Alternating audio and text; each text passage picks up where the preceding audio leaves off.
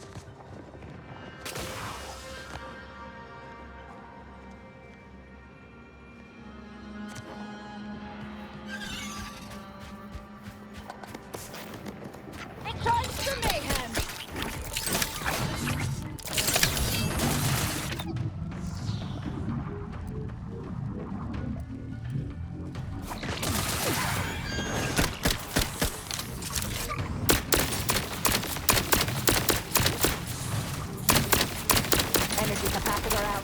Energy is up for grabs.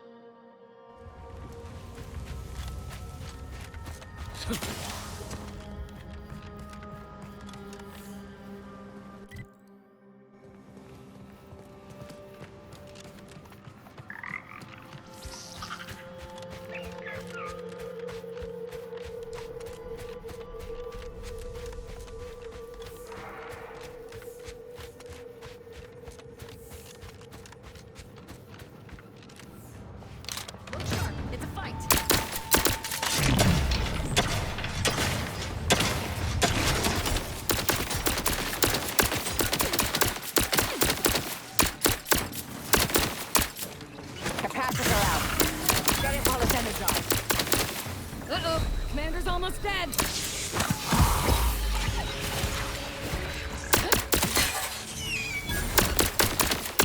Capacitor unit away. Recharge before it's discharged.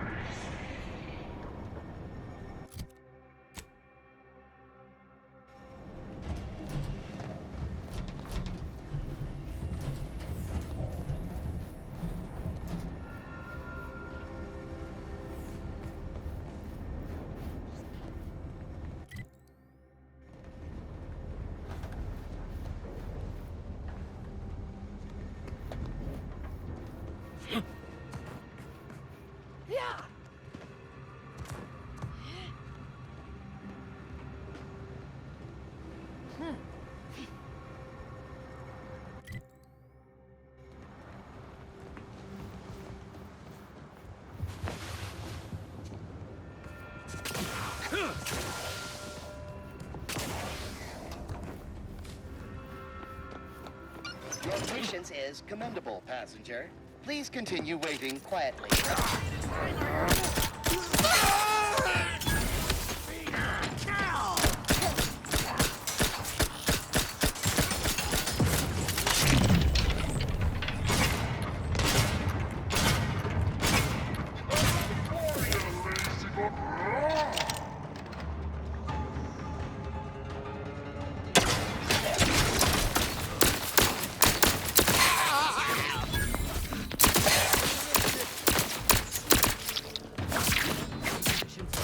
Capacitor deployed. Bring energy if you could.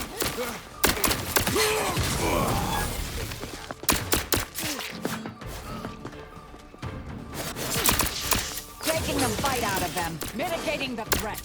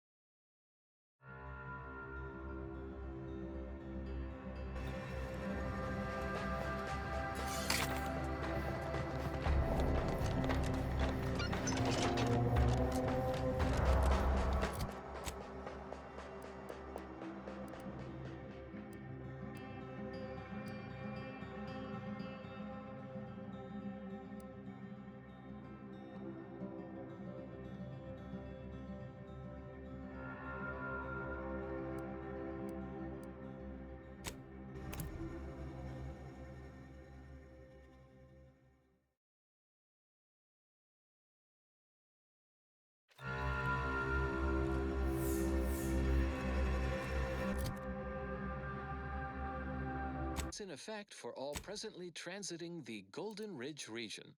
Utmost caution is highly urged. Refugees and travelers report targeted ambushment by desperate pharmaceutical-addled, chemically dehanced societal cast-offs who have succumbed to a life of pilferage and plunder. Auntie's choice troops have been espied bivouacked in trenches crisscrossing the highlands. And although a ceasefire exists, a healthy degree of circumspection remains advised. Newly introduced invasive species, deposited here by Auntie's choice, have been determined to be territorial, toothsome, and aggressive. Travelers are instructed to closely monitor their surroundings at all times whilst peregrinating outside inhabited areas. Those choosing to heed said forewarnings are predicted to have a 14.7% higher chance of survival. That is all for now. Until next time, keep hail and mind your calculations. Unlike parallel lines, I hope someday we'll meet. Further beneficial content soon follows. Consistency in your work is wonderful. Consistency in playlists is not. Now for a new song. The color of space, a chromospectral analysis. When asked about the average color of space, the famous stellar cartographer Newton Odescard replied, with no hesitation, beige. To experienced lumen astronomers, his answer was the expected one. But I can already hear the obtuse listener bleating with their faces contorted into a rictus of ignorance. Wouldn't the average color be black or white, or simply a shade of gray? No. No, it would not. The answer is rooted in the science of how hot objects absorb and emit light, which answers the ancillary mystery of why there are no green stars. To understand all of this, you must understand the basics of thermal divarication emission theory. The typical piece of non-heated metal absorbs most electromagnetic radiation that falls upon it, including light, infrared, and radio emissions. And the matter reflects only a small portion of that radiation. The visible part of that reflection is its color.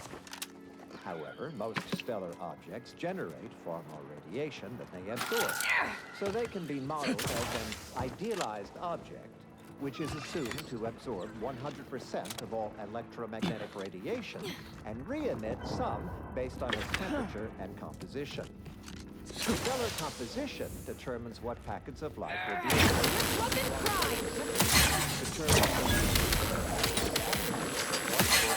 spectrum that light is in. Located is mostly infrared and not visible to us with Capacitor out.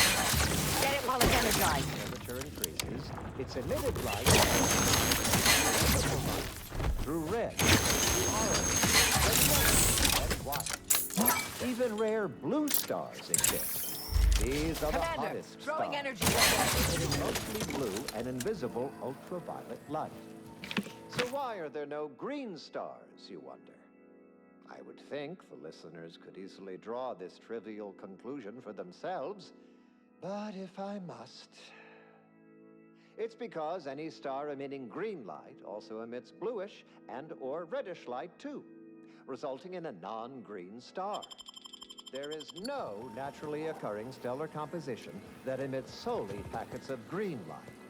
In fact, such a composition itself would constitute evidence for intelligent interference, and no such evidence of any kind has ever been detected. Let's get back to Newton Odescard, the famous stellar cartographer. The methodology of the Odescard's chromospectral survey was straightforward. He partitioned his astronomical field of view into grids, then tagged each object in every grid. He ignored empty regions, as black would only dim the color and not change its fundamental hue. The light from every galaxy, star, nebula, and quasar was gathered and fed into a central tabulator for computation. The subsequent spectral analysis produced a final answer to within 0.5% of the predicted value. And that result was beige. More specifically, in the cylindrical coordinate model of color space, the hue is 42 degrees, while the saturation is a mere 9%, and the value is a full 100%. In more novice terms, while the color tends towards white, the addition of a variety of reds and some blues results in a more beige tone. And there you have it. So go forth, neophytes, and as you study your lessons, stare at the nondescript walls of your library, classroom, or dormitory facility, and exult in the knowledge that beige is also the color of the universe.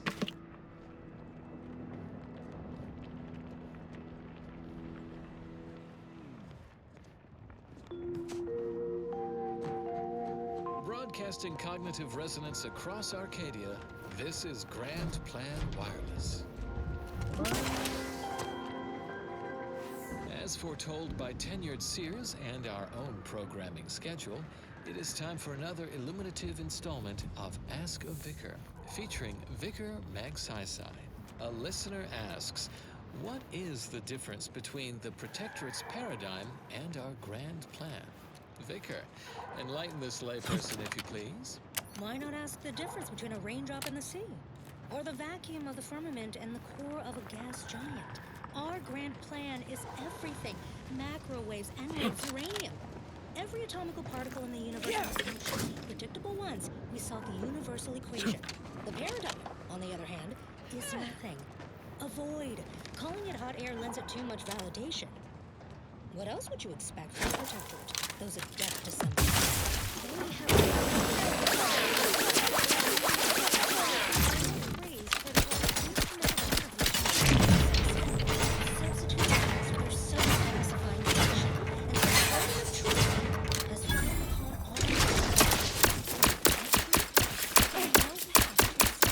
Gun weapon ready, Commander. I would not refuse. Not possible unless you help me first.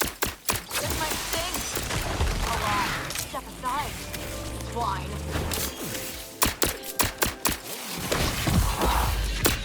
I will restore my life or avenge my death.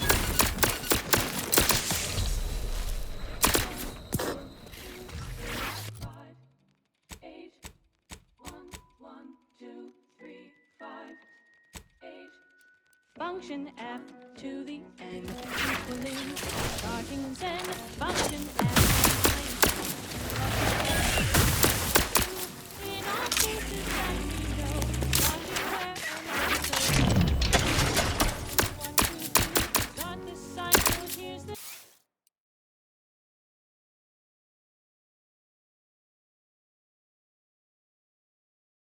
cue. It's Fibonacci. A sequence largely related to preceding numbers gives us math that brings us wonders. Define the recurrence relation. Get us to sequence summation. It's Fibonacci. One from ladder about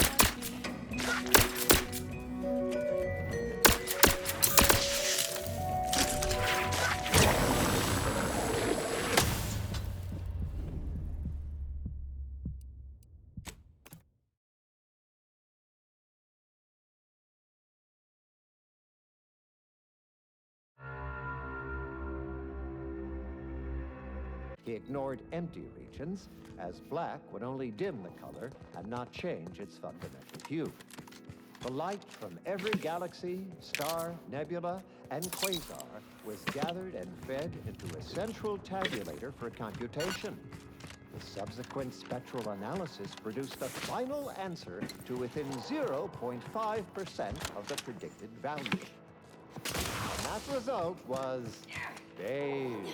More specifically, in the cylindrical coordinate model of color space, the hue is 42 degrees, while the saturation is a mere 9%, and the value is a full 100%. In more novice terms, while the color tends towards white, the addition of a variety of reds and some blues results in a more beige tone. And there you have it. So go forth, neophytes, and as you study your lessons, Media report hearsay. If it makes the competition look bad. So now, hear this juicy rumor from Protectorate territory. Frontline Scuttlebutt has it the Sovereign is missing in action. He's supposedly their great thought leader, yet he has disappeared from public view, seeing neither moon nor station. What's the story here? We see Auntie all the livelong day, cutting deals, driving profits. And the Protectorate's console has been the life of their joyless shindig. Lately, quite the go-getter. He's supposed to be the Sovereign's top VP. His muscle seems highly involved in their whole totalitarian operation. The Sentinels, their secret police, reportedly answer to him. Makes you wonder if the console is really running the show. Who knows? We have all the jigsaw pieces, but no puzzle. When we do suss out the real story, you will be the first to know. Let's weapon prime!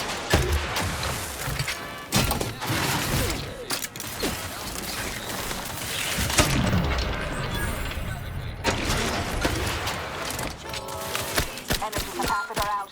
Energy is up for grabs. Stun weapon ready, Commander. Mitigating pulverization in progress.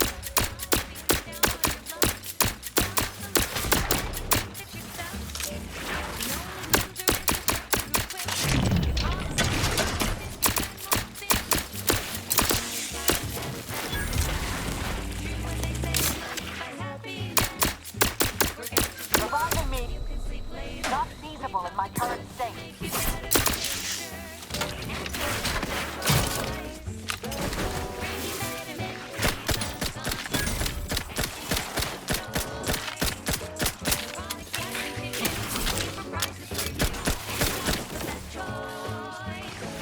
Feel the benefits of spending your bits. She's just the best choice. It's Auntie.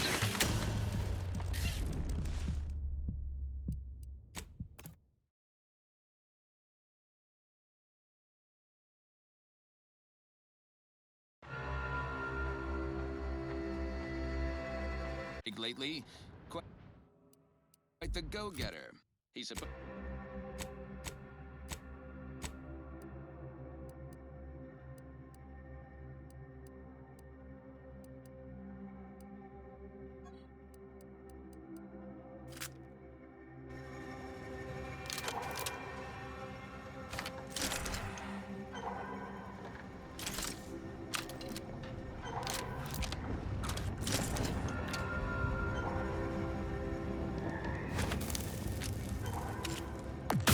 Lift weapon prime!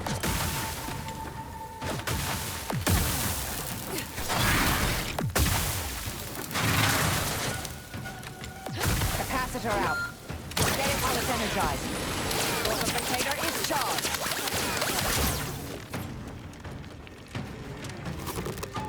Reviving me is in everyone's best interests.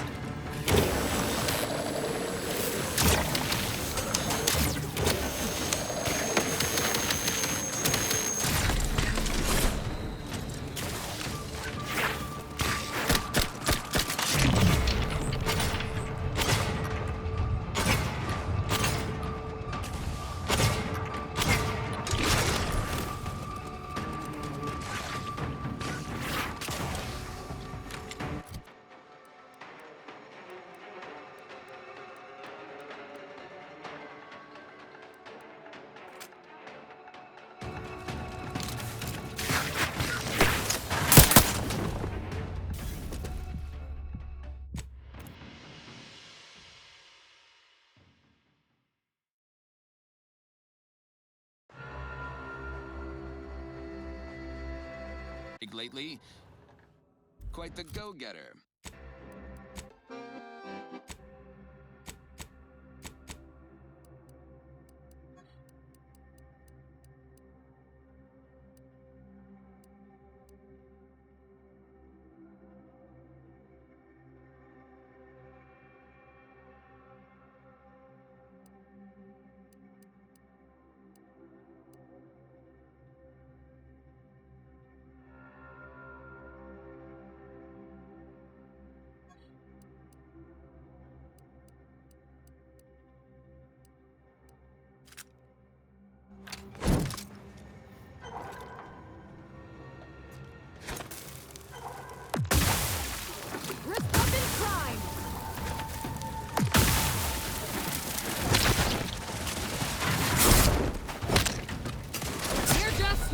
Look, Command.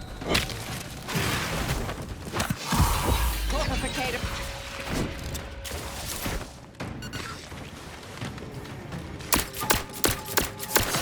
Commander's almost dead.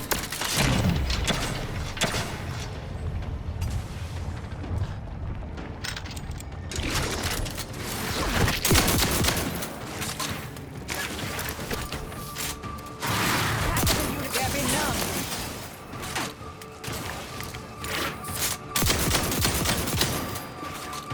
Capacitor out.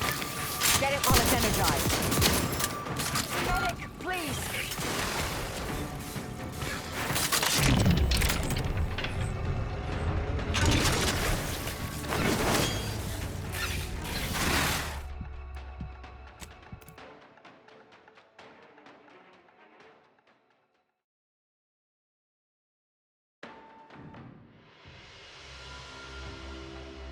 Lately, quite the go-getter.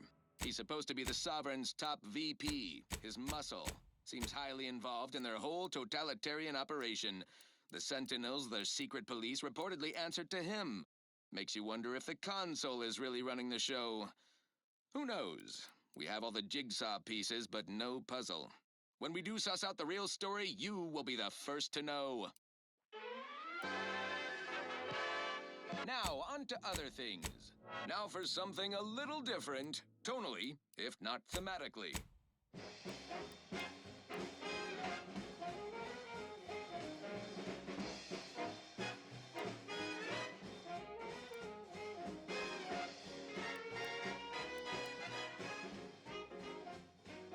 There was a lonesome boy with a hapless frown, whose luck spun around when NT came to town. A marketeer who spotted a kid with nothing to lose, offered the boy a deal that he couldn't refuse. Yes, NT welcomes you with arms open wide, and all you gotta do is sign the dotted line.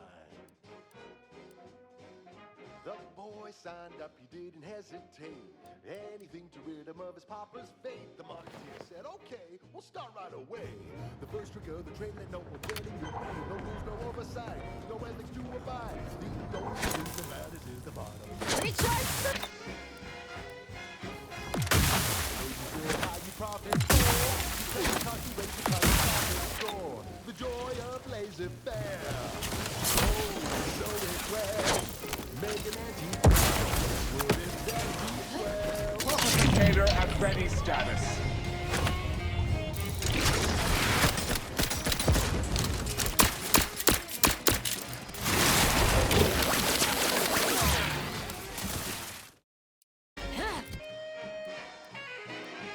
Let's go.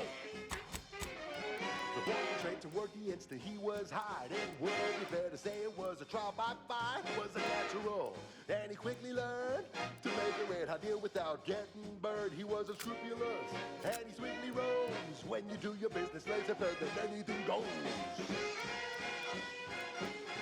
You buy low, you sell high, you profit more. You cut the cost, you make your oh, you know it well. Can't attack what's not there. Well, come on.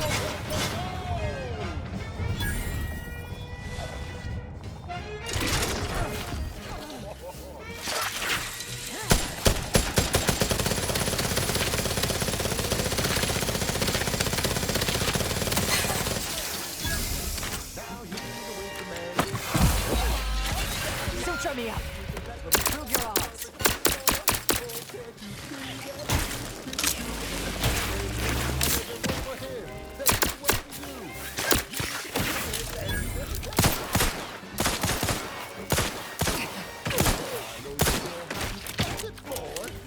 Either restore my life or avenge my death.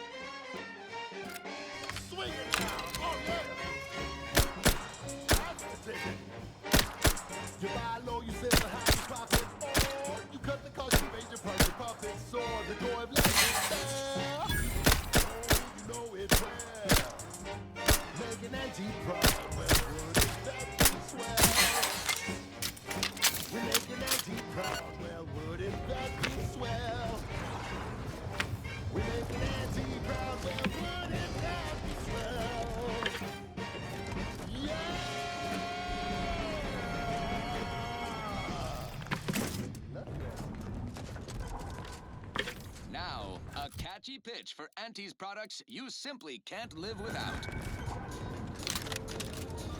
Our new Jiffy Mail Order Division informs it is now offering the Pen Pharmacon 5 walk-in industrial microwave. Originally developed for secretive research laboratories for purposes we may only guess at, the Pen Pharmacon 5 is now available to you, the unremarkable everyday consumer. Step inside and let electromagnetic waves bathe over you, exciting your molecules and curing such ailments as dropsy, sciatica, narcolepsy, rickets, night sweats, and collectivism. Not recommended for longer than 1 second at a time. Not responsible for temporary or permanent damage to eyes, teeth, skin, or general lifespan. Ask your doctor if a walk-in industrial microwave is right for you. Yes, well, enough of that, I suppose. Alrighty then, it's well past time for more merry melodies. The following is a special selection from Auntie the Musical, the all-singing dramatization of Auntie's inspirational origins. The other day, I stumbled into the right-wrong list on the ACS Undisputed Classic. And who did I see right with me? The self-made market legend herself. The paragon of do-it-yourself. Slayer of unlucrative bureaucracy. Highest rung. Great new meritocracy. I saw my opportunity, and I took it. I said, Auntie, a moment of your time. Have you any tips for a bottom runger who's lost on the climb? See, I tried my best to urge her, because I rose before the merger with Spacer's Choice. So all full of confidence, I asked her, how do I find success in Auntie's Choice? And this is what she said to me.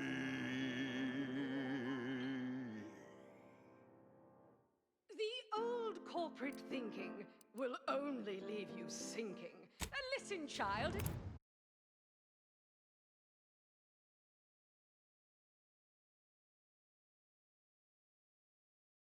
Take it straight from me. This term, self-betterment, makes you 110% everything you'd ever hoped to be.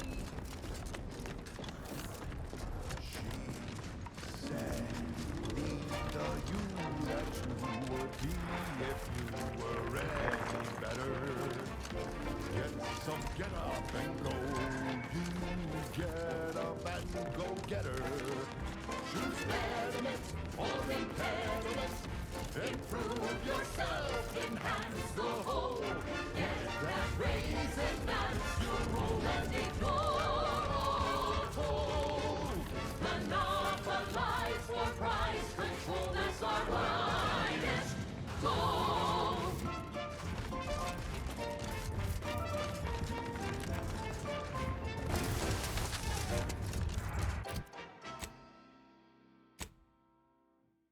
We've got an improved outlook, a revolutionary corporate guidebook with a fresh new can't-lose surefire sales pitch. Now our underlings are grinning and upper rungers are winning. So shortly you and I will all get rich.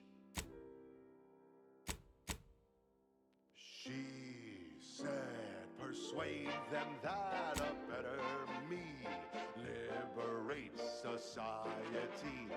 Sell them on an improved me. It's tantamount to piety. Choose betterment or impediment. Improve yourself, enhance the whole. Get that raise, advance your role and ignore all told. Monopolize for price control, that's our highest goal.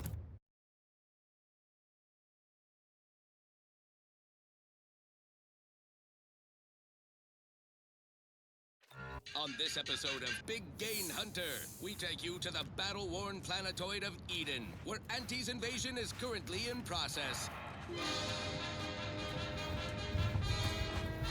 I'm Pierce Huntley, VP of Xenobiological Exploitation. For the past fiscal year, I've been on a profit safari across the Arcadia system, helping everyone from lower management to members of the board tap into each planet's zoological equity. Every episode, I focus on a different species to tell you the risks. Watch out for its tusks! the rewards. Oh, don't spill a drop of that arachnid discharge. And what each animal brings to the table. Auntie Cleo says the universe is full of things that want to kill you. But what doesn't kill you boosts your net worth. This is Big Gain Hunter. Brought to you by Auntie's Choice Adrena Time. Work harder, not smarter.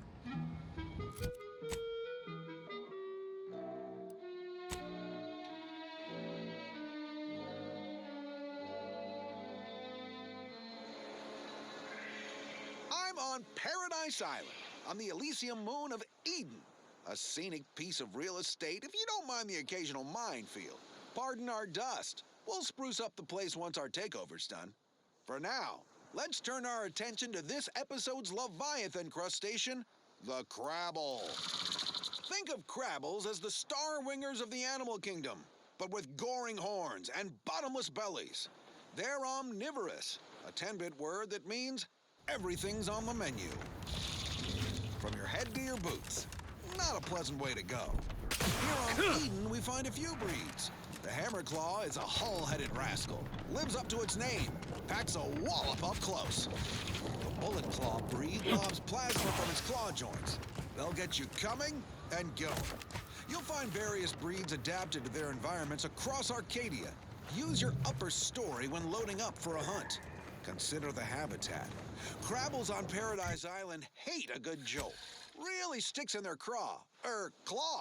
My security team tells me we'll find a herd of hammerclaws on yonder beach. Let's go close the deal. Huh. Beach is empty. Not a creature is stirring. Someone on my team is getting quite the vigorous dressing down. Wait, what's that in the sand? They dig! They can burrow! Underhanded rascals! Security team! Shoot them! How could you let anything that big sneak up on me? All right, okay, I'm fine. Just let's crack the shell and see what's inside. Crabble meat is fragrant and inedible. The chemistricians in anti-R&D can process that goop into flavorings and hygiene products. Fat lot of good that does you in the field. Resourceful types can shuck crabbles for their shells and plasma glands. Good crafting fixins. You're limited only by your ingenuity and risk tolerance for being clawed to pieces. I've had enough of that for one hunt. So with that, I raise a glass of Anti-Fizzo's Crabble Juice and bid you bottoms up to your bottom line.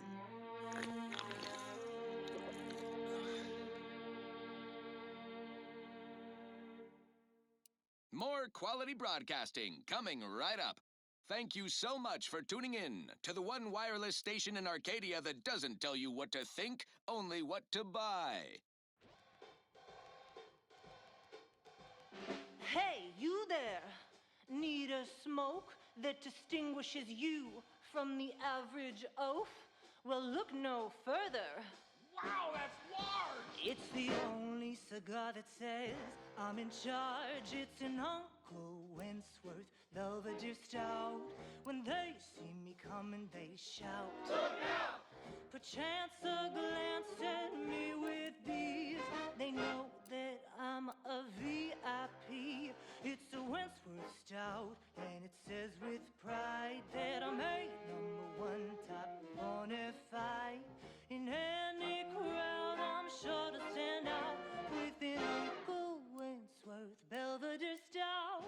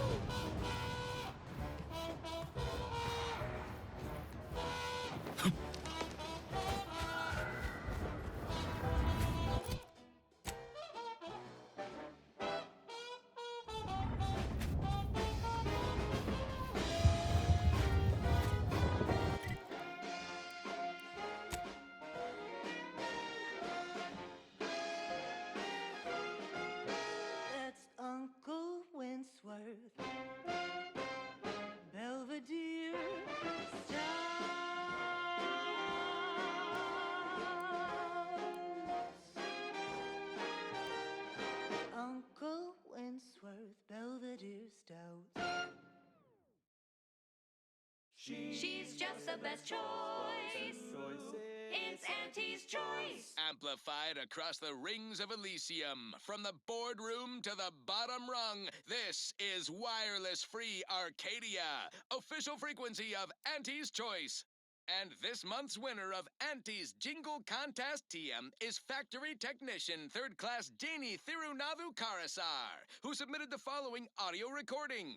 I love Auntie, yes I do. Her hair looks real, like a real hairdo. I love Auntie, so do you. Let's buy Sisty Bits, covered in goo.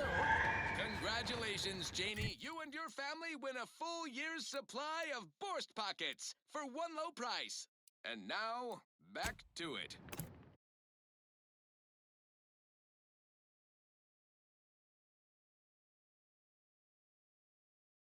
This is one of my favorites, though admittedly I'm far from discerning. Crab witch, a sandwich made from crab will make some mighty fine treat. Crab witch, taste the sandwich you want to eat. A crabble sandwich is so easy to eat, but only once our chemistricians process the meat to turn a bottom feeder into instant lunch. It's quite the branding feat. So grab a crab because it can't be beat. Best of all, this tasty flesh is deemed safe to eat.